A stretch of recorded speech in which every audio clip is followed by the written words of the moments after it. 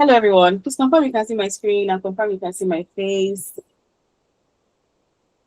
Confirm you can see my screen and you can see my face. All right, awesome. Thank you, Tochi. Who else? Thank you, Inyola. Thank you so much. Thank you so much. Okay, we're going to get started shortly. I want to give like a minute grace for other people to join in because once I start, it's going to be, I'm just going to keep going. I'm not going to particularly, do a recap or go back because it has to be a progressive session, especially with all, the practicals that we're going to be doing. I really do hope we have our notepads and we have our pens because you're not just coming to listen, you're coming to actually learn, you know, how to do this mental health check-in for yourself. And it's going to be a very interesting session. So grab your water because you may need to drink water at some point, because in case you just choke a little, just drink water to clear your, your airways. Grab your pen, grab your journal. If there's anybody that you believe should be here and is not here, get them to join now. Okay, get them to join now. Thank you everyone for joining. Thank you so much. I see Tochi, I see Ayobami, I think that's Grace. I see you, Chinaza. I see you, Dotun. I see you, Isaac. I see you, Emmanuel, Delabuni, Oluwasegun, Oreoluwa, Onyola, Temi Tope. I can't pronounce the last name, so I don't murder your name, but I see you. All right, I see you, Mercy. Thank you very much for joining in. So we're going to start right about now. A moment, please.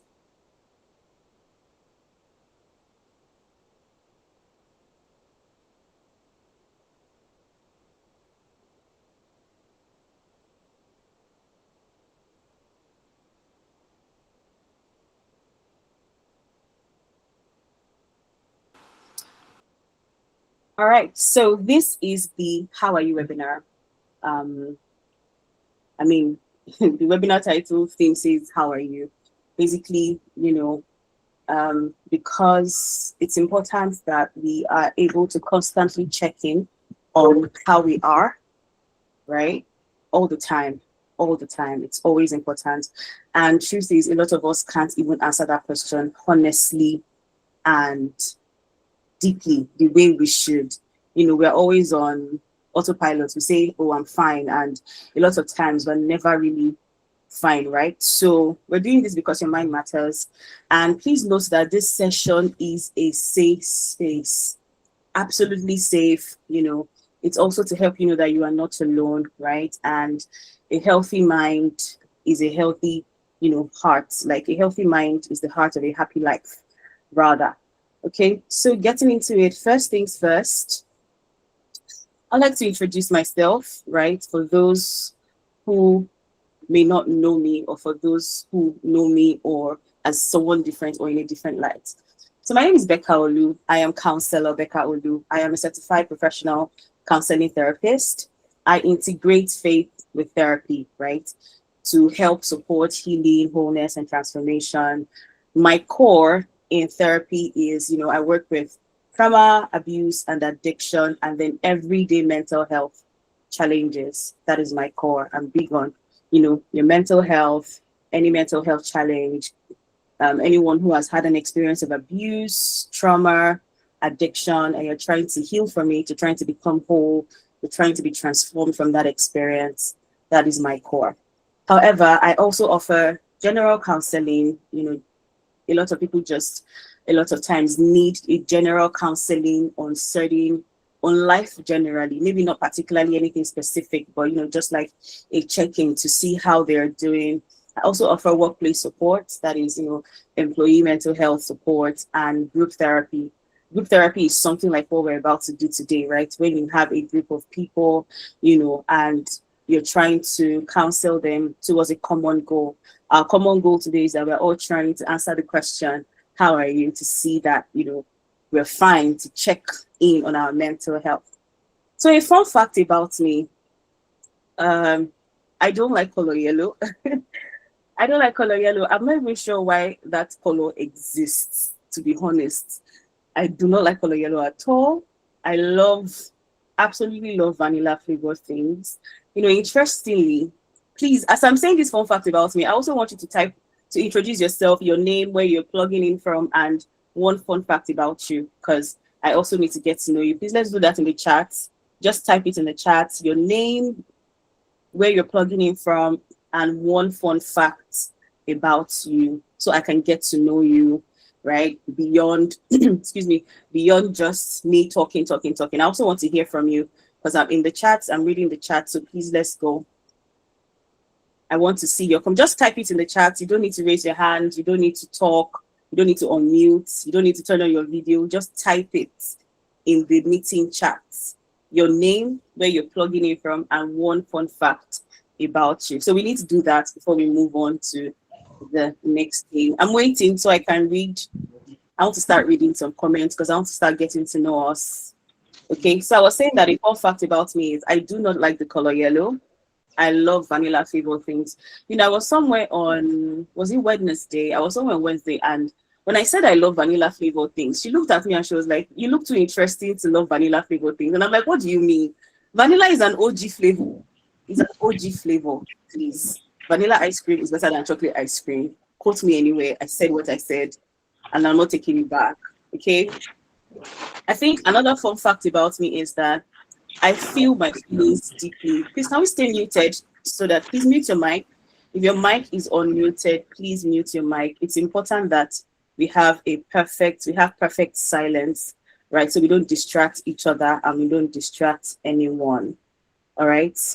Okay. So I was saying that I feel my feelings deeply. And the reason why I'm sharing this fun fact about me is because we're here talking about mental health, talking about how we are. I feel my feelings very deeply. When I'm happy, I feel it deep. When I'm sad, I feel it deeply. When I'm hurt, I feel it deeply.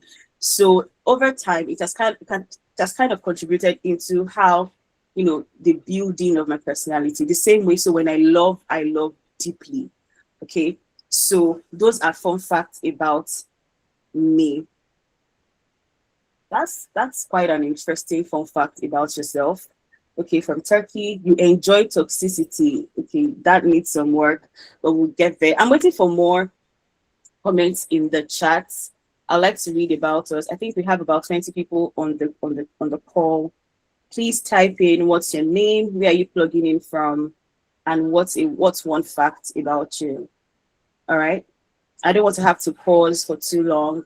If we're not having any comments or in the chat yet, I'm going to have to move on to the next session. Anybody wants to share your name, where you're plugging in from, and what is one fact about you? Let's have it. This is a way of you telling me that you're here, because it's important to me that you're here, because you need to participate. And this is not the only interactive session we're going to have. We're going to have other interactive sessions, and you need to be here. You need to have I need to have your undivided attention, 100%. Okay, I can't see any chats. Is it my network? Should I be worried? Thank you, Mercy. Okay, from Lagos. A fun fact about you don't have a favorite color. That's interesting. I find people who don't have a favorite color very, very interesting, because why? So you're telling me that you like, so if you don't have a favorite color, are you saying there are colors you like? Are there colors you like or colors you don't like? Or you don't just have a favorite? Or how does that work? So are you saying that any color goes, or, but thank you for sharing. I truly appreciate that. Anybody else? Hello, everyone. This is Tochi from Lagos. One fun fact about me is that I love watching movies. Action movies to be exact. Action movies to be exact. Okay. Well, I'm not really, do I love action movies? Well, so. I'm Grace from Lagos. One fact about me is that I don't have a favorite food, but I don't like yam. Please, if you don't like yam, just exit this call now. Yam is like the best food in the world. What do you mean you don't like yam? Okay, Emmanuel Owolabi, Lagos, Nigeria. My favorite food fluctuates based on taste. So if your favorite food is rice today, and the rice tastes good, so if the rice doesn't taste good tomorrow, it's no longer your favorite food. That's interesting. Chinaza from Lagos. Fun fact, I love my space and but I don't love my space for long. You love your space, but you don't love your space for long. That is actually a very fun fact. You want to be by yourself, you want to enjoy your company, but when it gets too long, you need to go out there. But I'm guessing that even when you go out of your space, you also don't want to be outside for too long. I feel like your threshold, your extrovert threshold, may be a little short because that's often the case with people. Thank you for confirming. That's often the case with people like that because I'm very much like that as well. My name is Oyi. I'm joining from Lagos. Fun fact, I love having options and a mix of things. So I hardly have a favorite thing. Ha. It's not that everybody doesn't really have a favorite thing. You don't have a favorite thing. You don't have a favorite color. You don't have, it's okay. That's fine. But thank you everyone for sharing. Absolutely beautiful. It's so nice to, get to do this with you all. I'm super excited and super grateful that you're here. Okay, I'll just take one more and I'll move on because of our time.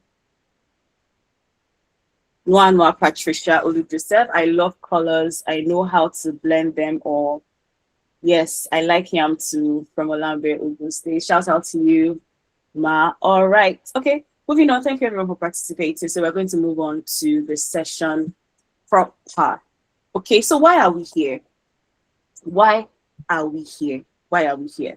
Okay. Now, it goes without saying that a lot of us, right, have um, run the course of 2025 on autopilot. A lot of things are going on within you. A lot of things are going on inside you, but you've not been able to, you've never really had the time to just sit down and check on yourself and say, oh, how am I doing? What do I need? What does my body need? What does my mind need? You've not really been able to do that. Okay. So let me digress a bit and say, initially when I was introducing myself, I had said that I, integrate faith with therapy. So a lot of things I'm going to be saying are going to be faith-based. I am 100% a faith-based counseling therapist. I am very, very passionate about the mental health of believers. Okay, so I just want to put that out there as a disclaimer so that you are aware when I begin to say certain things that are, faith-based. Okay, so moving on, I was saying that, we have high tendencies to run on autopilot.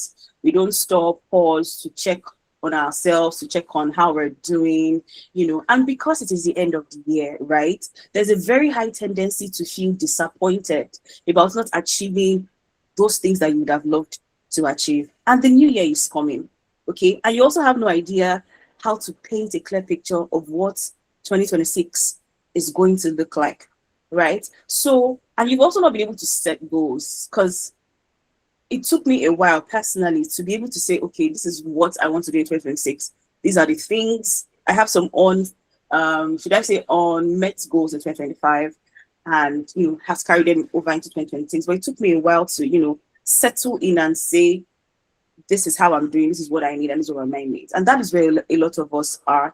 All right. So maybe the reason why you've not been able to set your goals for 2026, or you've not been able to see a clear picture, even with your prayers and all of those things, is because there's a mental fog just covering your ability to see, covering your ability to think clearly. You probably need to declutter your mind, you need to declutter your emotions, because you can't keep going with a decluttered mind or with your emotions decluttered. Your emotion cluttered, rather. You can't keep going on with a cluttered mind and cluttered emotions. Okay, so you need to declutter them. You need to free your heart, free your mind, free your emotions. Okay, and mental health. Checking on your mental health is not just when you're in crisis. It's not just for crisis moments. Okay, it's not just for crisis moments. It's for daily life. It's for daily life. Because my heart for you is that you feel seen. I want you to feel seen today. I want you to feel heard, and I want you to feel supported. So, because when a lot of times when we hear the term mental health, everybody thinks, oh, it has to be somebody that is going through stuff. It has to be maybe a moment of crisis. It has to be, maybe somebody has gotten to their threshold or they can't take it anymore. That's not what mental health is. The next slide is going to really talk about and explain mental health, what mental health is. That is not what mental health is, okay? It's in your daily living, your day-to-day life, your on-the-go life, okay? So that is why we're here. We're here to declutter our minds. We're here to declutter our emotions. We're here to truly answer the question of how we are so that we are able to you know, chart the course of 2026 with clear eyes, with clear mind, and with the help of the Holy Spirit. All right. So moving on, we are going to now explain what mental health is. What is mental health? Mental health is simply your emotional, psychological, and social well-being. It is simply your emotional, psychological, and social well-being.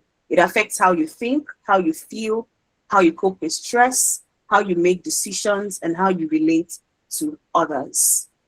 You can see that with the definitions that I've just given, that mental health applies to your everyday living, to your everyday life, to your everyday life, right? So it's not really about being healthy all the time. Mental health is not a, oh, I need to be, it's not just about that being healthy all the time, okay? Because we all experience ups and downs, we all have fluctuations, such and such. So because you're human and you are on this earth, you definitely have downtimes. You have a little bit of, you have some fluctuations in your emotions, in your feelings. Sometimes you experience negative emotions. Sometimes your emotions will feel positive. You know, it's always a fluctuation in human beings. But the key is that when you're able to identify how you're feeling per time or what you're going through per time, you're able to make clearer decisions and you're just able to relate with people better. So checking in doesn't always mean that something is wrong. When you say you want to check in on your mental health, it doesn't mean that something is wrong with you as well, right? It only means that you're a human, right? And you're paying attention to yourself. You're paying attention to your experience. So mental health is not something only for people with big problems, okay? It's part of everyday life. It's like physical health as well, right? We all have bodies that need care. When you have malaria, you go to the hospital. When you feel sick, you go to the hospital. So it's in the same vein, we all have minds that also need care and attention as well. So the way you're taking care of your body is the same way you need to take care of your mind, take care of your thoughts, take care of your soul, take care of your emotions, even take care of your spirit, right? So there's a common misconception that if you think about your mental state, something must be wrong. It is not true. It is not true. Okay, so if you have things like you're feeling overwhelmed, you're tired, you're anxious, you're joyful, you're confused, all of these things are normal human experiences. All right, so you checking in on yourself, checking in on your mental health is maturity, it's not malfunction. Is you trying to be a functional human being, not a malfunctioning human being.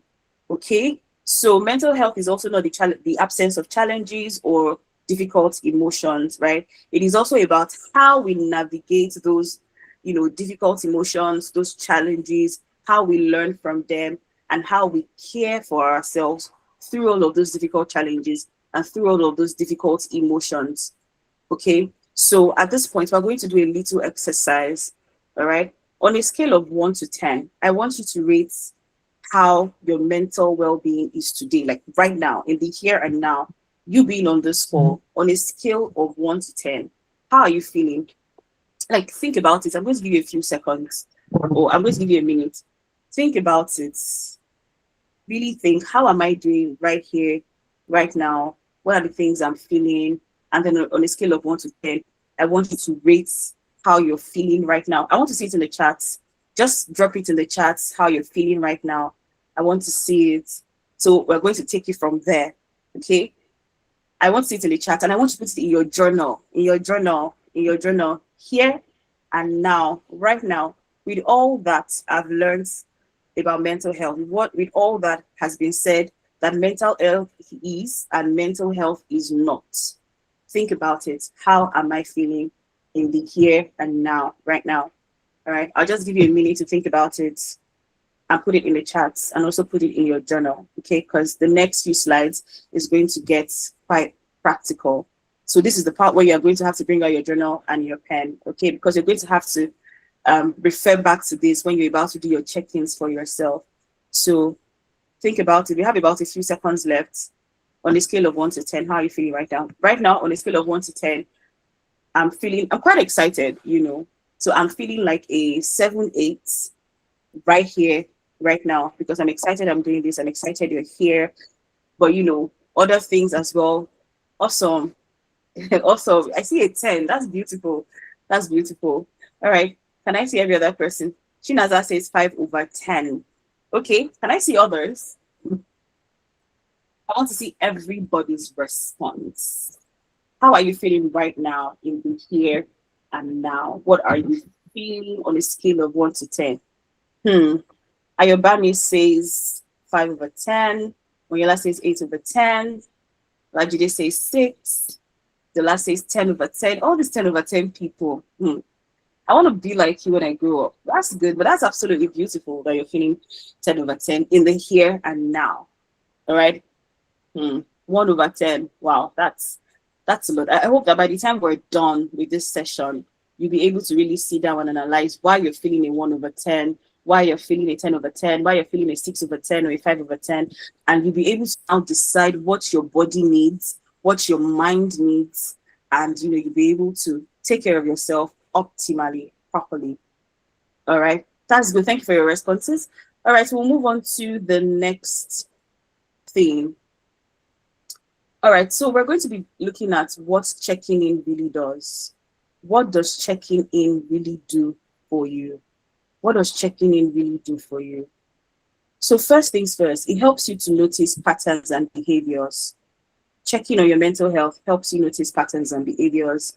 Patterns and behaviors, rather, it helps you notice a pattern of mood and patterns of stress.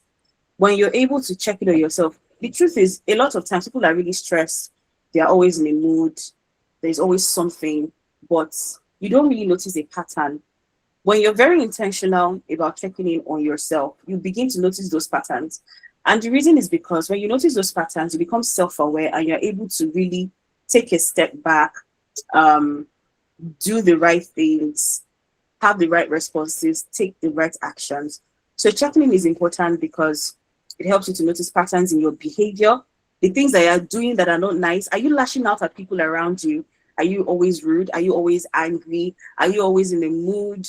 Are you unkind to people? Because sometimes certain negative behaviors are triggered by your state of mind or the state of your mental health. So when you're able to really check in, you're able to track and monitor those patterns, you begin to notice those patterns. And by the time you're able to identify those patterns, you'll be able to check them and fix them. Okay. Checking in also gives you early cues or early clues before things escalate. Before things escalate, if you're consistently checking in on yourself, you begin to see clues early that something is wrong. For instance, like I was mentioning to somebody yesterday, depression is a destination. There are so many bus stops before you arrive at depression. So if you're really checking in on yourself daily, you begin to see, okay, I'm always getting moody at this point. I'm always sad at this point. This thing triggers me. That thing does this. So you're able to notice clues early before the situation gets escalated and, you're now needing very severe intervention or severe help. All right. So checking in just helps you, it's like you're noticing the symptoms early. It's just like they say, when you start noticing symptoms, go to the hospital. All right. Don't wait for your health to escalate before you go and do a medical checkup. Same thing applies here. Third, it helps you build self-awareness and emotional skill. Self-awareness and emotional skill. I was saying that you can't grow in a direction that you're not aware of. If you're not self-aware, if you're not aware of what is going on with you, what is going on inside you as a person, the things that you're feeling, the things that is going on inside you, there's really nothing much you can do. You just be going on and on and on and on and really not having any real growth and any real experience. You're just on autopilot, just doing things that you think you need to do, such and such, right? So it helps you to build self-awareness and helps you to build emotional skill.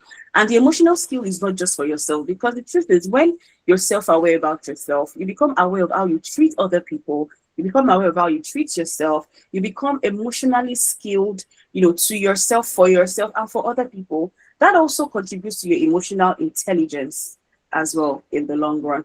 All right. Finally, it makes it easier to ask for help when needed. All right. You see this one, asking for help.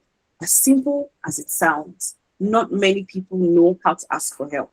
And even when they want to ask for help, not many people know where to seek the help from.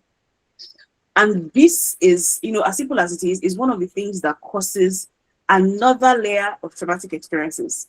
Because if you don't know how to ask, who to ask for help or where to ask for help, you end up asking for help or looking for help in the wrong places. And if you find help in the wrong places, you can end up having, more traumatic experiences and making your matters worse. So you need to know who to ask for help, where to find the help, and how to, ask for the help. And you can't ask for help if you're not able to properly identify what exactly is wrong with you, or you're not able to answer the question of how are you. Because when you ask for help and the person asks you, okay, how are you? What's going on? What are you going to say?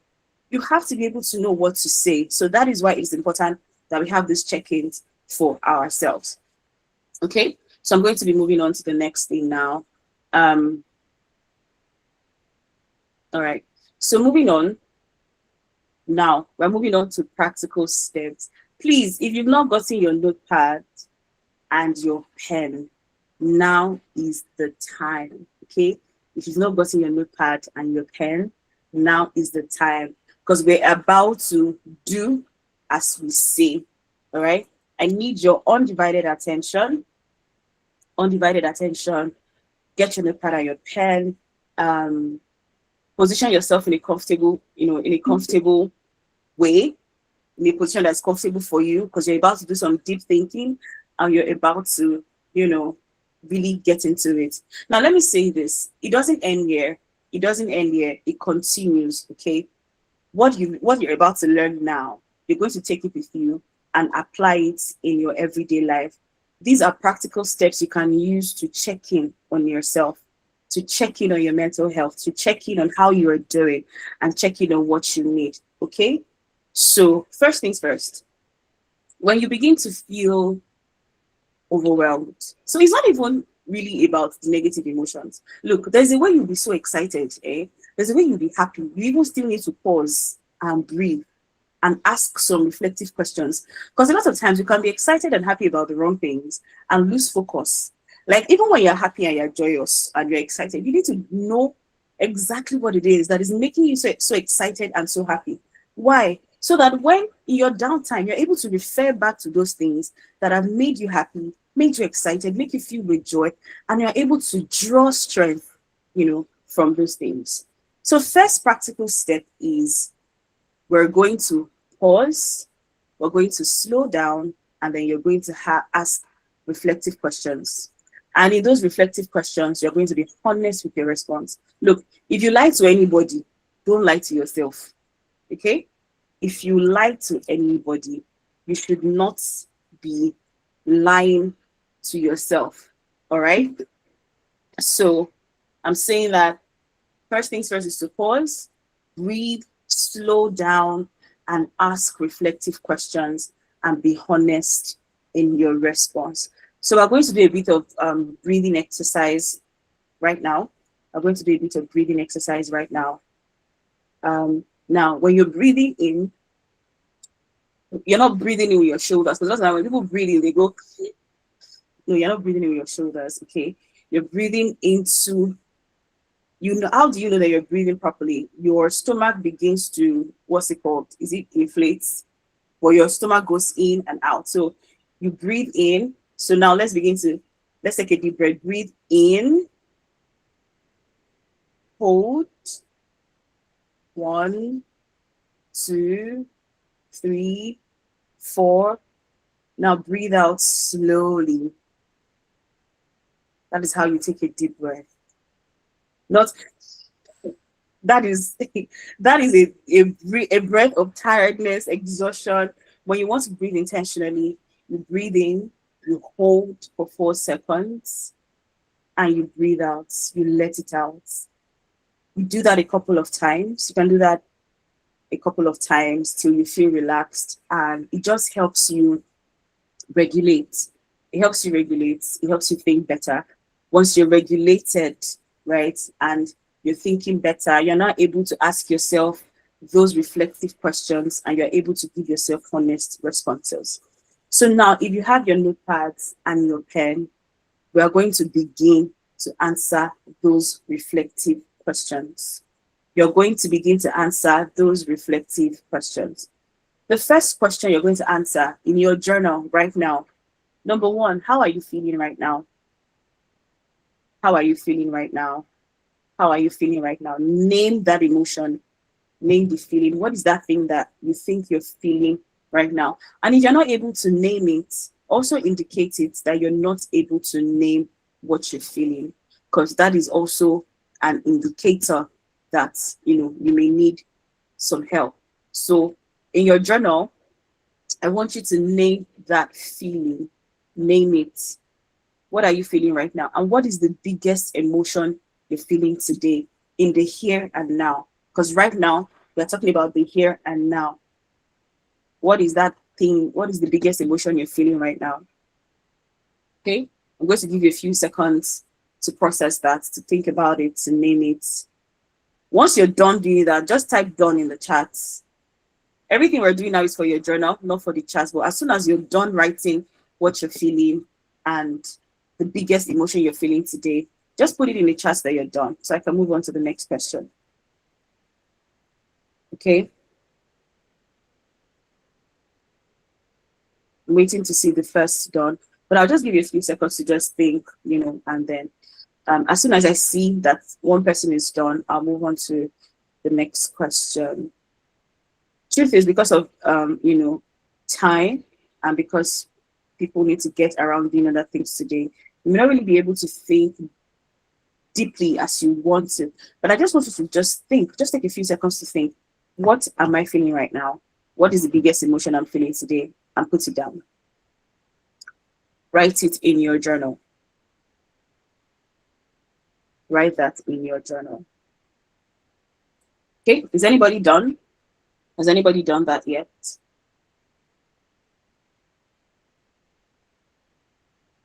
Has anybody done that yet? Looking out for you in the charts. It's like we're all really thinking. Okay, that's fine. Absolutely. Absolutely. Okay, I see a thumbs up. Done. Thank you, Vanessa. Thank you, Cynthia. Thank you so much. All right, done. You've written down your emotion, Oyinlola. Thank you. Done. All right. Okay. So the next question you want to ask is, what does my body need? Now, you've been able to identify what you're feeling. So being able to identify what you're feeling now means that, you can move on to say, okay, I'm feeling this way. So what is the next step? So now you need to map that feeling. You need to map that thing that you're feeling to your body and to your thoughts. Okay. So you need to check what's going on physically and in your mind. So the next questions are, what does my body need? And what does my mind need? So write that in your journal as well. What does my body need right now? What does my mind need? Coming from identifying what you're feeling, identifying the biggest emotion you're feeling today, now moving on to mapping it and tracing it to your body and to your mind. Ask yourself, what does my body need right now? What does my mind need right now? What are those two things? What does my body need right now? What does my mind need right now? Right? I'll also give you like a minute to think on that and write it down. And as soon as you've done that, also let me know that you're done so that we can move on to the next question as well. All right.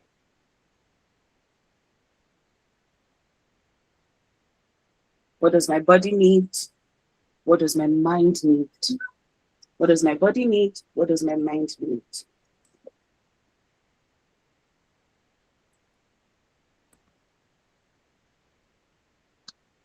Okay.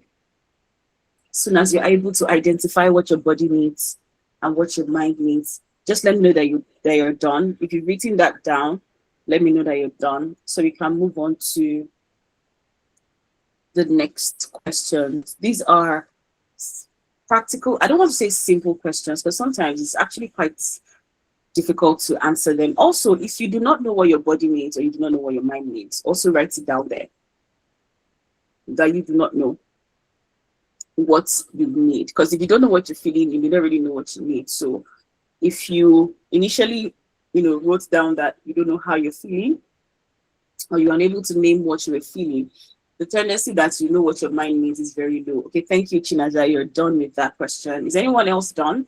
So that we can the next, move on to the next question. What does my body need? What does my mind need? Okay. All right. Can I move on to the next question? I want to have more people done before moving on so that we are all carried along. So we are all, moving together. All right. Hmm. Looks like everybody's thinking. Okay, done, Vanessa. Awesome. Awesome. Okay, let me move on to the next question because of time. Like I said, write down these questions, use them in your own time to really check it on yourself. Okay. So the next step now is you've written down what you're feeling. So in checking in on yourself, you've been able to identify first things first, you pause, you breathe, and then you identify what you're feeling. You name what you're feeling, name what is going on inside you, right? What is the biggest emotion? The truth is, you can feel a rush of emotions, you can feel multiple emotions at the same time, right? So it's important that you name the biggest one. Which one is more overwhelming? You can write down all the emotions that you're feeling, but it's important that you're able to identify the biggest one. Which one is more overwhelming? Which one are you feeling the most?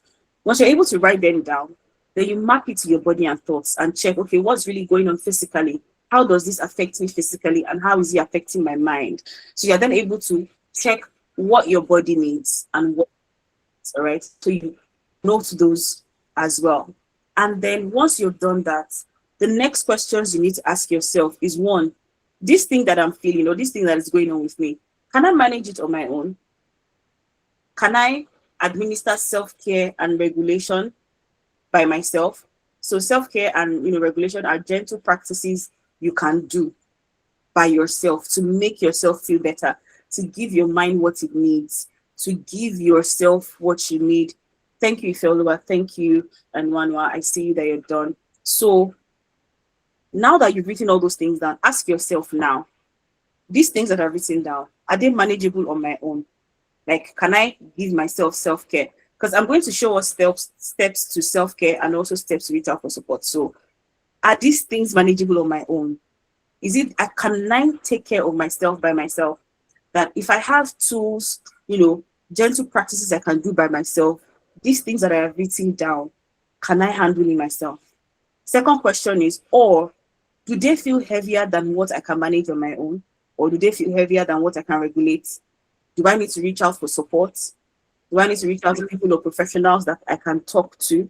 So I need you to answer that question with all the things that you've written down, what you're feeling, what your body needs, what your mind needs. Do you think, and answer it honestly, do you think that you can self-regulate and take care of yourself by yourself? Or do you need to reach out to someone for support? Write that down in your journal as well. Write it down in your journal.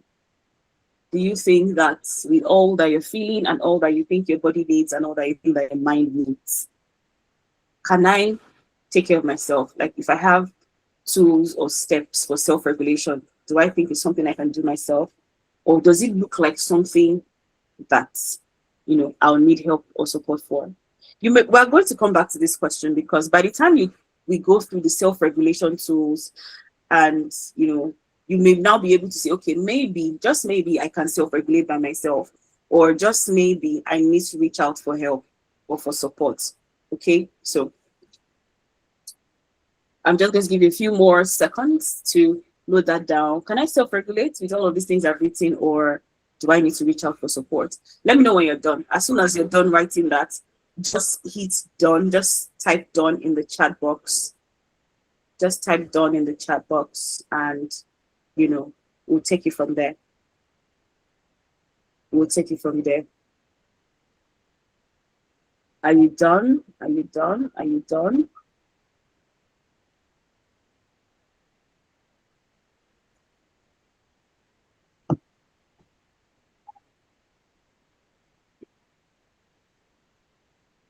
Are you done?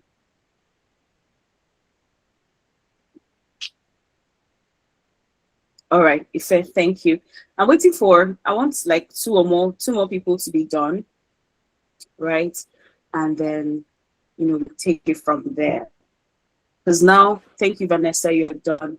One more person, and we, get into thank you, Adela. Adela is also done. Awesome, beautiful. So now we're going to move on to the next thing. And that is, mind and emotion tools that work. So these are self-regulation tools that you can use. Excuse me, self-regulation tools that you can use, okay, to self-regulate.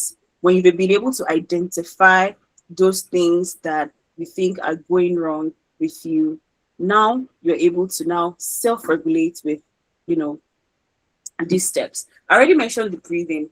Breathing helps a lot. It does. Intentional breathing helps a lot. Thank you, Yummy.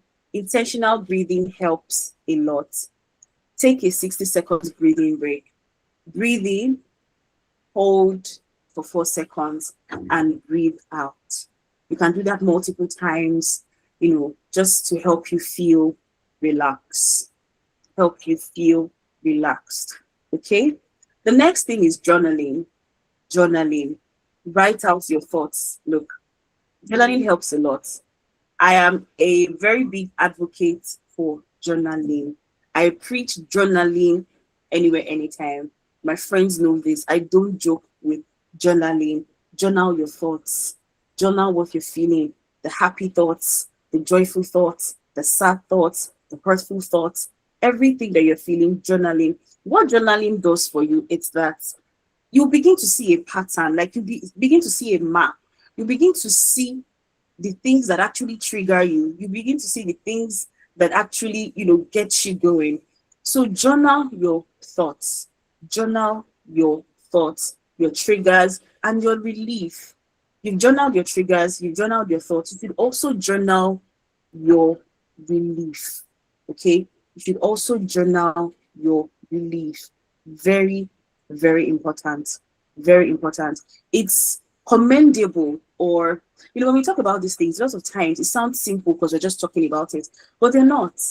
They're not. By the time you sit down with it and you're beginning to think about it, you realize that maybe I really do not know myself. Maybe I really do not understand my makeup or how I function. So, to be honest, let me say excellent job to those who are able to do this exercise. And it is commendable that you're able to do this. Okay. So, going back to the tools, the next thing is a digital pause. Look, we are in this day and age where we're just all on our phones. We are just all on our phones, all on our laptops. I know people who are triggered by Teams call notification. I know people who are triggered by WhatsApp notifications, like triggered by Slack, all of those work tools that you use, that when you hear those notifications, your mind just skips multiple beats and you're feeling some anxiety. And a lot of times people use social media or digital tools as a way of escape. And that is why doom scrolling exists. You're just doom scrolling, doom scrolling, doom scrolling, doom surfing. You're really not doing anything on social media, right? So please take a digital pause. No notifications for 10 minutes or more. No notifications for 10 minutes or more. Now, in a case where you're going to need a longer period of time to stay away from anything digital, just you in your space, in your thoughts, right? Try to inform someone that's close to you so that they don't start looking for you, so you don't scare people that are close to you. Reach out to them, let them know, I'm going to be going offline for so period of time. I need a digital pause. Awesome. You had for a whole day. That's good. I need a digital pause. I need to just, clear my head. Please do it for your sanity. Your phone is not running away. Social media is not running away. Your laptop is not running away. I promise you, if you have a mental breakdown, the work will continue. Okay? If you need to reach out to maybe a person of authority, maybe your boss or something like that, please do. Take a digital pause if you need to. Because you cannot be a high functioning person, or you cannot properly function if you're not at your best mentally. And the truth is, a lot of people can be high functioning, even when they are in the worst mental state. You just see that you're high functioning. But do you know that that's why you just wake up one morning and hear that somebody who is always so happy, high functioning, just took his or her life? That is how suicide happens. That is how people hurt themselves because there's no outlets, there's no channel to release, to, be mentally whole. There's no, they didn't check in. They didn't check in, but keep functioning, it's not a healthy thing to do. I know you think that, oh, yes, you need to keep functioning, people don't really need to know, but that's not true. You're doing yourself a disservice, and you're doing the people who love you a disservice. You're doing your boss a disservice. You're doing your colleagues a disservice. You're doing your siblings a disservice. You're doing your loved ones a disservice. And most importantly, you're doing yourself a disservice, all right, if you're not checking in on your mental health, if you're not taking these steps to become mentally whole. Okay, so take a digital pause for 10 minutes or more when needed. The fourth one is a joy list or a gratitude list. Okay, so a gratitude list, in that moment, write down all the things that you're grateful for. That one is self-explanatory. It just helps you, recalibrate your mind, tells you that, okay, things may be bad, but these and these and these have happened, and I'm grateful for it, and I'm happy about it.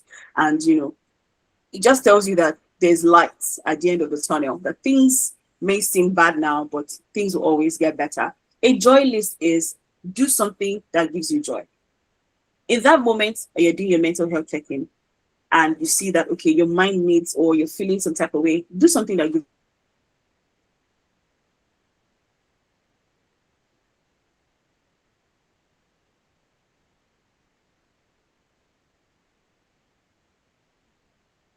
joy. A loved one, really like pray, just something that gives you joy.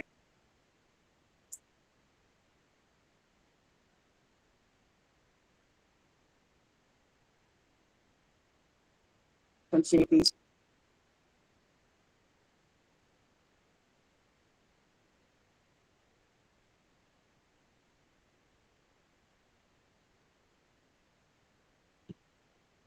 Can anyone hear me? Am I audible? I think my network glitched, so I want to confirm that I'm back and that you can hear me. All right, awesome, awesome. Thank you, thank you. Okay, okay, great, great. All right, so I was saying do something that gives you joy, just to, rework your brain, just to rework your mind. Because look, your brain is like one of the most interesting and most complicated organs in your body. And it works with, you have to give your brain cues. You have to give your brain cues. If you give your brain a joyful cue, or you tell your brain, oh, that I'm happy, it just begins to release the hormones or the enzymes that will help you fuel that happiness or fuel that positive emotions. Okay, so have a joy list and have a gratitude list. The fifth thing is movement. Move around. It could be walking, it could be dancing, it could be anything that could get you active, because it just helps you reset your nervous system. I just mentioned the brain, so it helps you reset your nervous system. When you've done the check-in and you see that, okay, I'm probably feeling some type of way and I need to attend to or fix, this, and I need to self-regulate, walk around, take a walk, dance, do something that would, get you active and just be active. So it just distracts, your brain in that moment from, whatever it is that is going on, and it helps, your brain to release the hormones or the enzymes that you need in that moment to feel better and to self-regulate. So it resets your nervous system. Okay. And the last thing, but the most important thing, in my very, very big opinion, is that you need to stay with God. Okay. You need to pray, you need to study the word, and you need to worship. Look, a lot of times our problems are rooted in identity. Like, I dare say like 99% of the time that a lot of our issues are rooted in identity. Look, that emotion that you wrote down that you're feeling right now, if it is a negative emotion, if we're able to trace it down, we're able to really drill it down to your mental health, you will see that somewhere along the line, it's a problem of identity. A lot of us forget who we are in Christ. We forget our place as sons. We forget our position of sonship. We forget that we are the righteousness of God in Christ Jesus. We forget that Jesus died, resurrected for our sins, that we may be in right standing with the Father. We just forget our identity. We forget who we are. So by the time you begin to look at yourself, when your identity is fixed, I'm telling you, a whole lot of things become clearer. Once your identity is fixed, a lot of things become clearer because you're now able to look at yourself through the lens of Jesus. You're able to look at yourself through the lens of your identity, of who you are. You are not those things that you're feeling. Yes, you're feeling those things, but you are not those things. The reason why people react and are not able to take proper actions is because they feel that they are those things that you're feeling. You're feeling anxious. Okay, it's a feeling. It can be worked on. You are not the anxiety. That is not who you are. That is not who you are. Okay? That is not who you are. So you need to understand that once identity is fixed, you know, in 2 Corinthians 10, verse 5, it says that casting down all imaginations. I want to read it word for word. I don't just want to say it out of my head. Okay. So it says, casting down imaginations and every high thing that exalts itself against the knowledge of God, and bringing into captivity every thought to the obedience of Christ. To self-regulate, you have to take those thoughts captive. You have to cast down those imaginations and every high thing that exalts itself, against the knowledge of God. What does that mean? High things that exalt themselves against the knowledge of God is those things that are the opposite of who you are in Christ. Those things that God has not said about you, and you're beginning to say it about yourself. Yes, I know you may be asking, oh, so why do we go through bad things? Why do believers go through bad things? Da, da, da, da, da. Look, there's suffering in salvation. That's a topic for another day.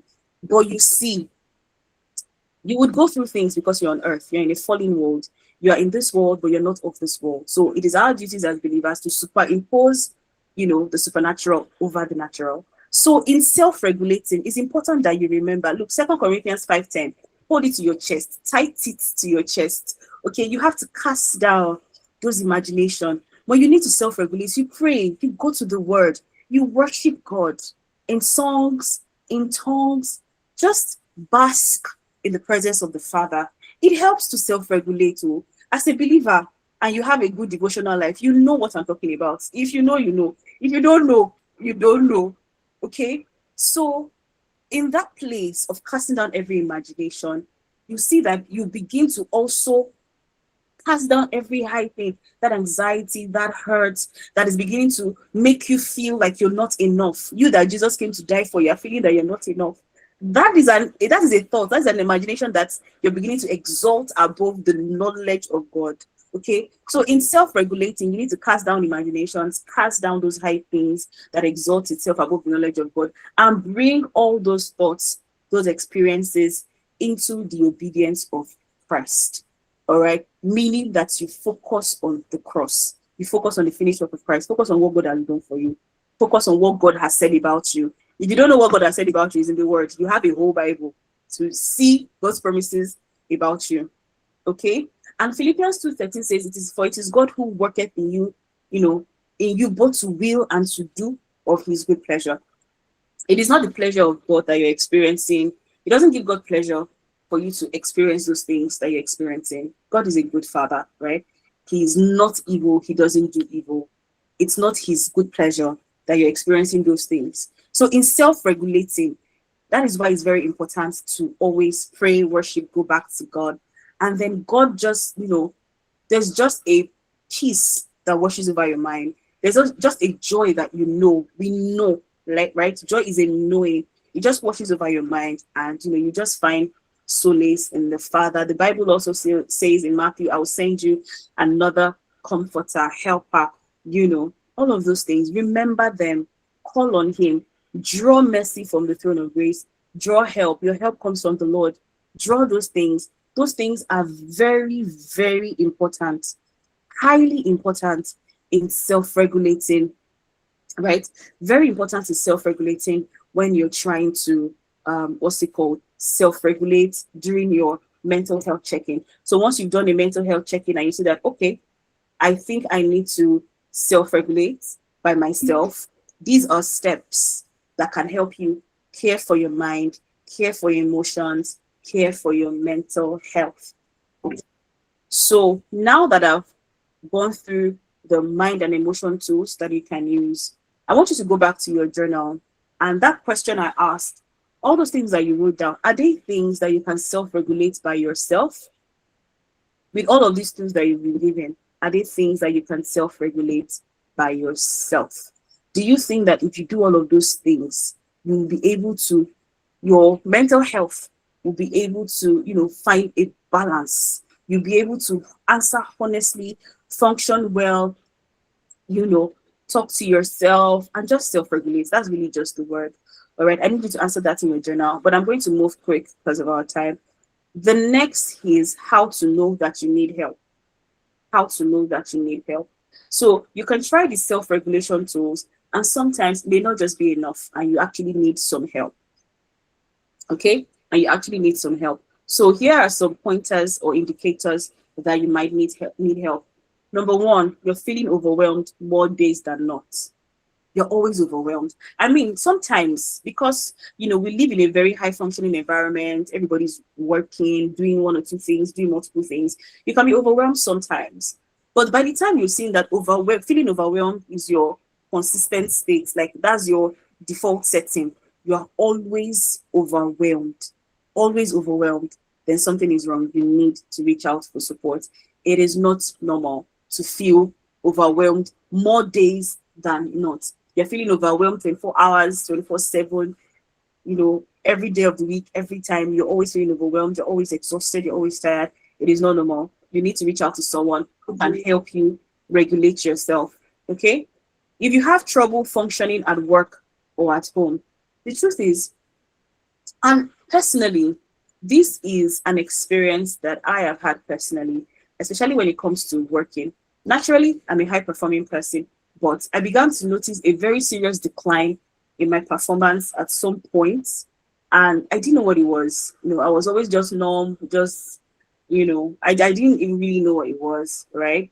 But in my journey to healing and learning, I found that, oh, okay, this could be the problem, or this is what the problem is. And it just helps you, you know, work through whatever it is. So it helps you function um, better. So when you're having trouble functioning at work or at home, you're always absent-minded with your family. Your family is not, getting the best of you. They know you to be such a playful, joyful person, but recently or in recent times, you've not been that person. At work, your bosses are always complaining of your performance, always complaining of your, approach to work, your work ethics, right? Sometimes it could just be a character problem, for some people. It could just be an innate thing for some people. There is that case.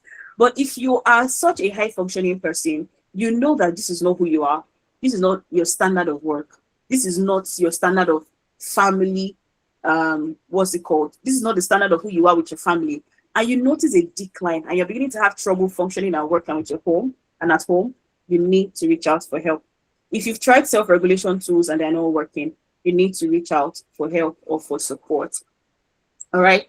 If you notice sudden changes in your sleep pattern and in your appetite, I know sometimes we have sleep regression, especially in women whose hormones are always at war, right, with each other because of the cycle and all of those things. This week you're normal, next week, to be honest, you're not really normal. Apart from that, sometimes we also experience sleep regression. We can't sleep. There's a change in our appetite. There's a change in a woman's appetite when she's pregnant or she's close to her menstrual cycle and all of those things. Apart from that, if you've noticed an unusual drop in your sleeping pattern, you've noticed an unusual change in your sleeping pattern, in your appetite, you're either not eating well or you're beginning to eat too much. I promise you, you need to reach out for help. You really need to reach out for help. All right. It is not normal for you to lose sleep. The Bible says he gives his beloved sleep. Sleep is good. It helps you feel rested. So, because if you're not sleeping well, what is that means that you're not resting your body well. Your body is suffering for it. Your mind is suffering for it. And when you're not sleeping, your brain is all over the place. Your mind is all over the place, wandering around. And when you eventually now sleep, you're sleeping short hours, and you're going to function a whole 9 to 5 on 3 hours of sleep. And then you're either not eating the way you should, or you are eating more than you should. You're beginning to eat foods that you naturally wouldn't eat, beginning to binge eat on junk and all of those things. You need to reach out for help. Okay? If you try self-regulation and it doesn't work, you need to reach out for help. Another thing is persistent sadness, anxiety, and panic. You're always sad. You don't know why. You're just sad. You're always anxious. Any little thing makes you anxious. You see a phone call, your chest is beating fast. Somebody calls your name, your chest is beating fast, right? You're always anxious, always in panic, or you always have panic attacks, right? And it's persistent. So the word there is persistent. If it's really, really occurring, happening over and over and over and over again, like you've tried self-regulation, it doesn't work, please reach out for help. Then you need help and you need support. Okay? Finally, if you're having thoughts of hurting yourself or hurting others, when I say hurting yourself, you're having suicidal thoughts. You want to injure yourself. You just want to be out of this world. You feel like you find peace, when you hurt yourself, or you are always lashing out at other people, transferred aggression, little things just trigger you. You just go off. You're just angry. At the littlest of things, you're beginning to hurt people around you, people who genuinely love you. You're beginning to push them away with all of those things. You need to reach out for help. You need help, okay? Reach out for help. It's not a normal thing to do. It's not a normal thought to have. Hurting the people around you or hurting those that love you with your lashing out, your anger is not a normal thing to do. So it's an indicator that you need help, all right? So now that you've noted all of these things, or now that you know all of these things, you can also go back to your journal and indicate again, okay, do I want to self-regulate? Can I self-regulate and be fine? Or do I need to reach out for help? Now, for some of you, it's going to be, okay, I'm going to try to self-regulate. And if you see that these symptoms or these things persist, you then need to reach out for help, okay? So people you can connect with or people you can talk to. You can talk to a trusted friend or family member. Emphasis on trusted.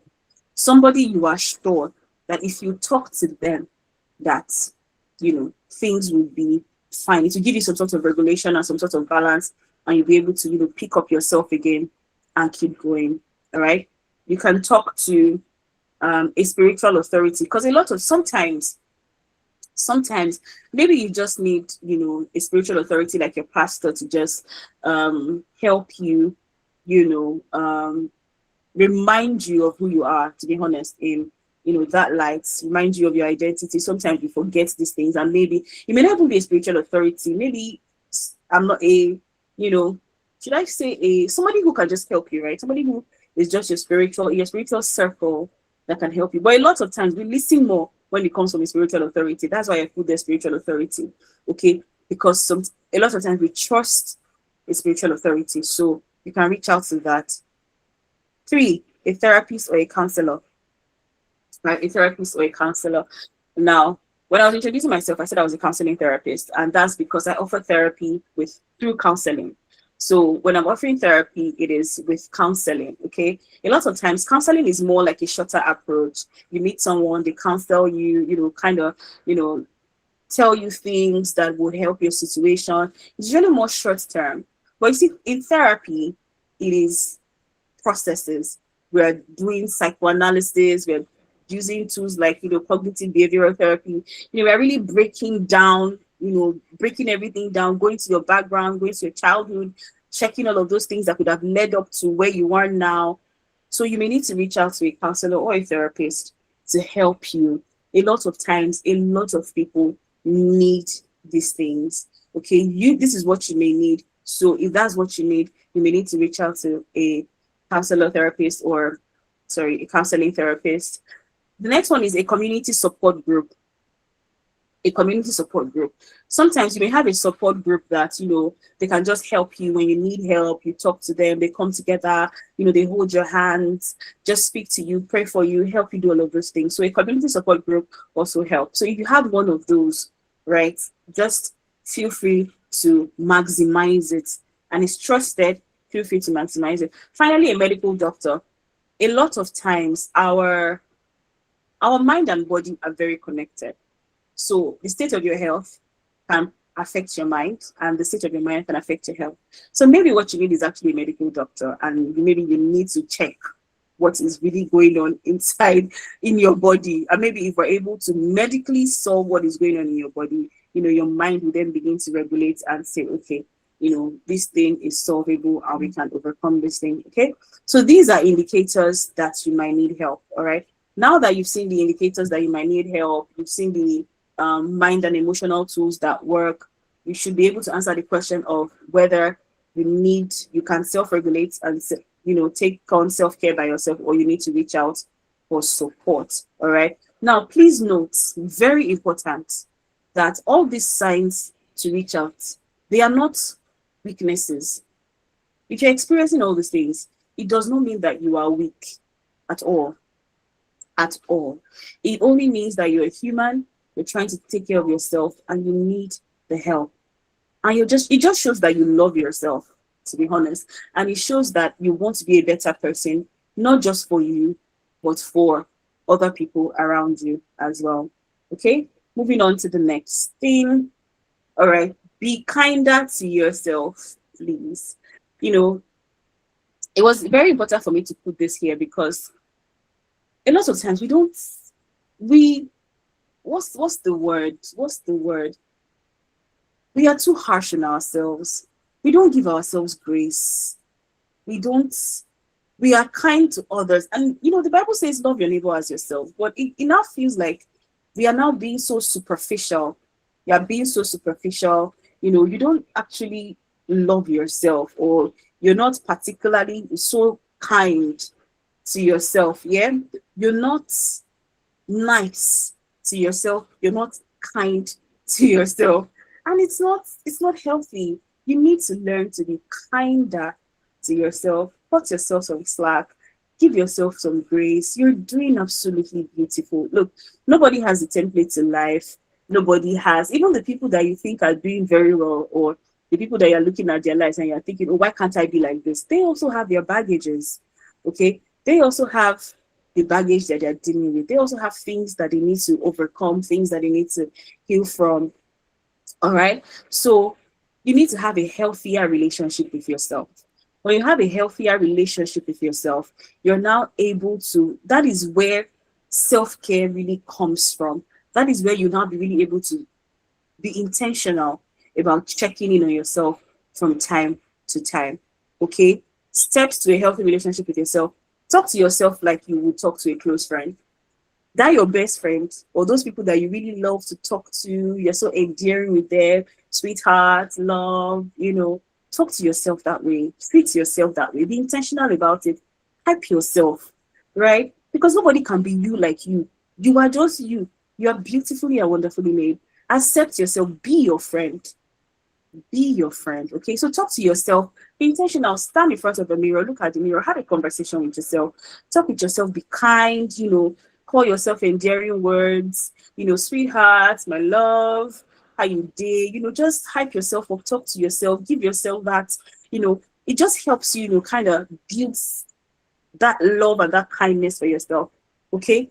Next is to celebrate your small wins. Even tiny progress matters. Celebrate those small wins. I know you have goals, you have dreams that are bigger than the earth. That's fine, beautiful. But see those tiny little wins, those little things, those achievements, right? Document them, journal them, celebrate them. Celebrate them. They're small, fine, but little drops of water make a mighty ocean. Okay? Celebrate your small wins. It just helps you have a heart of gratitude towards yourself. It helps you tell yourself that, okay, I'm not doing badly. I may not be where I want to be, but I'm not doing badly. I'm doing okay. I'm trying my best. I'm making efforts, doing the things, that I need to do. And with time and consistency, you'll get to where you want to get to. Okay. Third, rest without guilt. Your body and your mind needs a break. This one, even me, I'm on this table, like I'm casting myself now. Rest without guilt. Sometimes I'm resting and I'm like, hey Becca, there's so much to do. Why are you resting? Like what exactly is this rest for? Or I want to take a break and see a movie and I'm like, a movie at this time. But you need to learn to rest without guilt. Being human and being alive and surviving in this age and time is enough work alone for anybody. You now add marriage life, you now add work, you now add trying to feed yourself, you now add trying to take care of your health, trying to stay hydrated. You put think staying hydrated is easy, but it's hard. Try to drink 3 liters of water a day. Right? Like me now, I have an alarm that reminds me every hour that I need to drink water. Okay. So all of those things, you're doing too much. You're already on overdrive as a human being. So you need to rest without guilt. Rest without guilt. If you need to take time off to rest, just make sure that you inform, people that may be affected by your absence, that like your boss, your friends, just let them know that, okay, I need some time to rest. I don't know if there's anything like mental health leave in Nigeria, but it's good to take time to rest. Rest without guilt. Take care of yourself without guilt. You deserve it. You're human. It's like buying a car and say you will not service the car. As how now, one day that car will just park in the middle of the road, and that's the end. You now start running kitty kitty kata kata to look for a way to get the car moving. So being kinder to yourself and having a healthier relationship with yourself is like you servicing your engine or oiling your engine. So you need to, do all of those things. Rest without guilt. You need to rest. Rest is a way of servicing your mind. It's a way of, making sure that, you don't lose your mind. All right. The last one is notice your thoughts without judgment, right? Notice it with kindness. Kindness starts in awareness. Notice your thoughts and don't judge yourself. All right. Listen to yourself, don't judge. You listen, you don't judge. Listen and notice your thoughts. Those thoughts that you're having is not because you're a bad person. Maybe you have a bad person tendencies. Okay, you can work on it and become a good person and become better. Maybe those thoughts are thoughts of wickedness. You can work on those thoughts and become a non-wicked person or become a kind person. So notice your thoughts without judgment. Don't judge yourself. Noticing your thoughts helps you become aware, right? And when you're aware, you become kinder to yourself. Kindness starts in awareness. It begins in awareness. All right. So notice your thoughts without judgment, right? Be kinder to yourself. Now, accept yourself. Accept yourself. It's difficult for people to accept or love a person that doesn't love themselves or doesn't accept themselves. Accept yourself. Self-acceptance means that you're seeing yourself, that you're seeing your self-worth even with all your flaws, even with all the flaws that you have, all the knots that are loose in your head, right? You can still see your worth. You can still see your value. You can see that, oh, I'm a good person who needs work. I'm a good person who needs help. I'm a good person who needs to work on certain things. And they are doable. They are achievable. Okay? So please be kinder to yourself, have a healthier relationship with yourself, and see, in a couple of years, you'll be thankful for it. You'll be grateful for it. You'll be happier for it. Okay, a couple of years ago too far. In a couple of months, you would notice differences, because the truth is, a lot of times the things that are eventually manifested in our lives are a product of our mindset. So this for you should be like a mindset shift. All right. Okay. I'll move on to the next slide. I'm wrapping up now. Thank you so much to everyone who has stayed with me to the end. All 29 of you, I am super grateful. Like, you don't even know the half of it. Okay. All right. So that is the end of the webinar.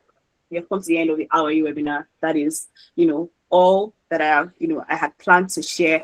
And I really do hope that, with all the tools that you've learned today, with all the things that you've learned today, that you're able to now take your mental health check-in seriously. You're able to take your mental health check-in seriously. Very, very, very important. So I would love us to keep the conversation going, right?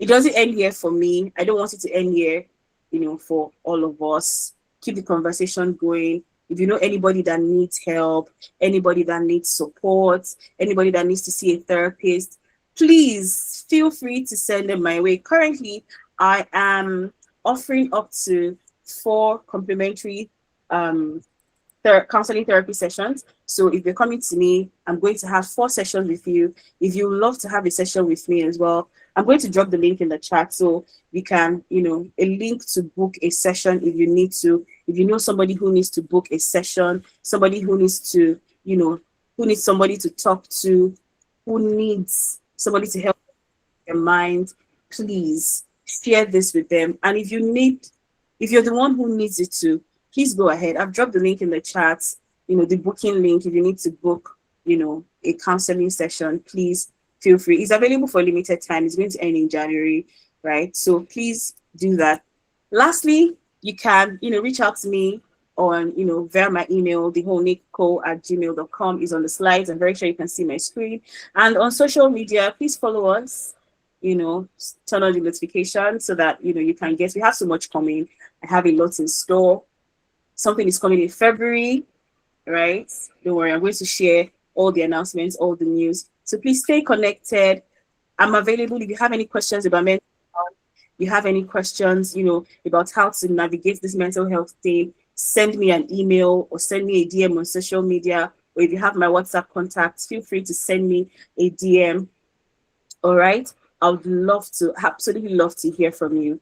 Lastly, I have a short feedback form. Please, and please, if you're able to fill the feedback form, I'll be so happy. All right. Please fill the feedback form, to help me know if you enjoyed the webinar, if you want more sessions like this, things that, we should do better, to things that maybe I didn't mention that you would have loved to hear about.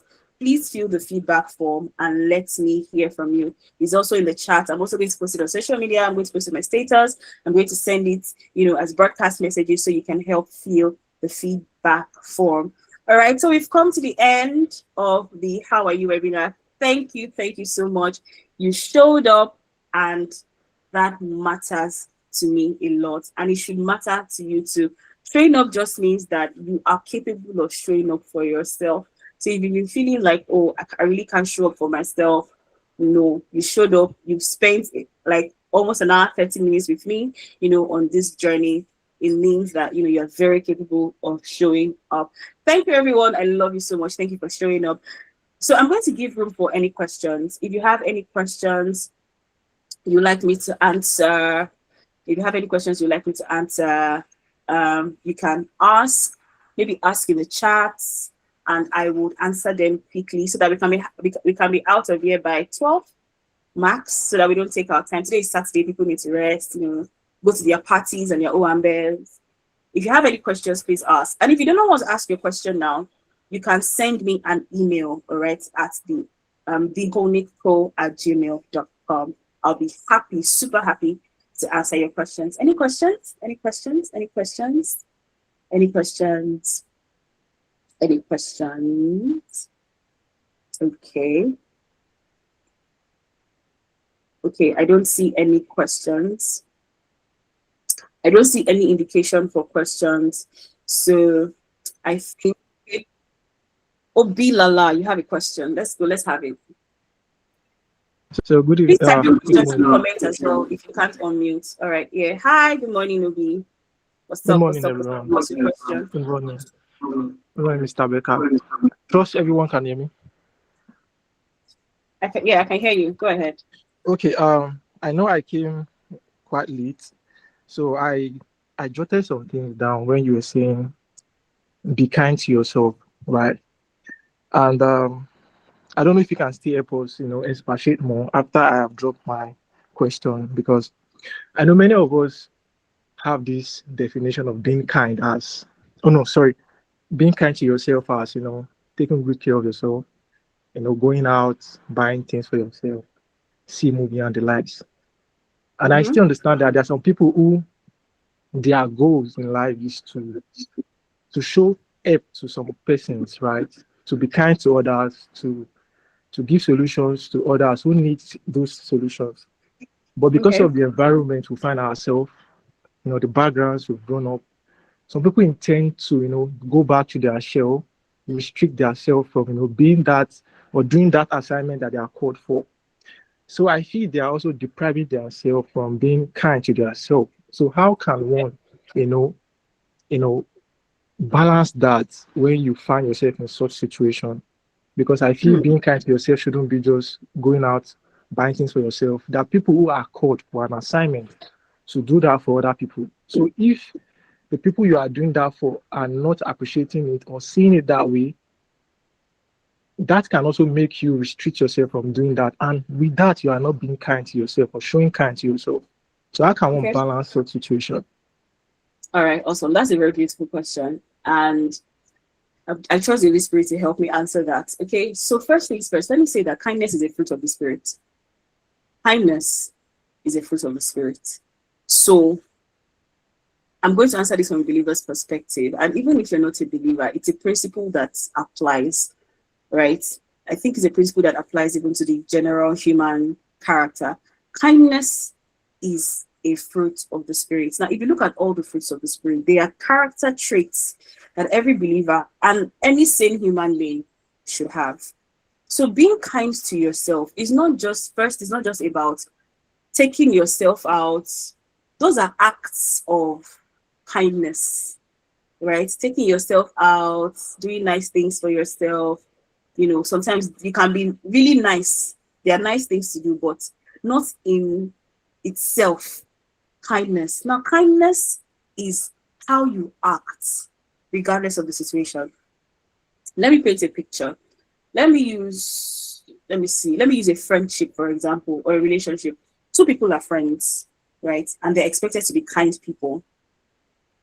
When you and your friend have a quarrel, you have a fight, so much so that it runs so deep and so hurtful that both of you decide, that it causes a bridge, like you're not talking to yourself. Now, let's assume that in that bridge, let's assume that you're living together, that you're living together, and then that person, one of them, or let me say, okay, now let me use you, Obi, as an example. You're living with somebody, your friends, you hurt each other, you have a quarrel, you hurt each other. Now, that person that you're living with, your roommate, that you claim is your friend, now maybe hit his leg on a table. You know how you hit your leg on a table and it's so painful. And because you're angry with the person, you just ignore him like, good for him. That is being unkind. That is not, it shows that you're not a kind person. Kindness means that you're able to, even regardless of the bitter situation or the hurtful situation or the bad situation, you are able to show up for yourself. You are able to react in a way that is not detrimental to yourself. So, in the case of the question that you asked, right? Being kind to yourself, yes, it's not necessarily taking yourself out to see the movies. You can be so unkind to yourself and you're still taking yourself out to see the movies. It is in your down times. How do you treat yourself? That's why I said it's important that you have a healthier relationship with yourself. When you're having those thoughts, when you feel emotionally down or mentally down, are you beating yourself up and saying, I'm not good enough? I'm not even that good. Like, what am I even doing? I don't deserve this. I don't think people really love me. I don't think people really love me. Like, why am I always like this? Beating yourself up. You're not being kind to yourself. Your character towards yourself is unkind.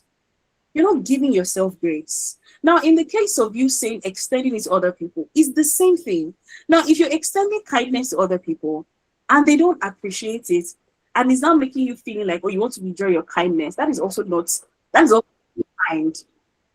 Okay, all right, Vanessa, I'll get to you. That is also unkind. So, kindness is just character, it's a fruit of the Spirit. And to be honest, it's something that the Holy Spirit has to help you with because the natural human state is actually not very kind. The natural human state is actually quite selfish and quite self centered. So, it takes a lot of help by the Holy Spirit to help you express kindness in such a way that it is beneficial to you and it shows in how you treat people.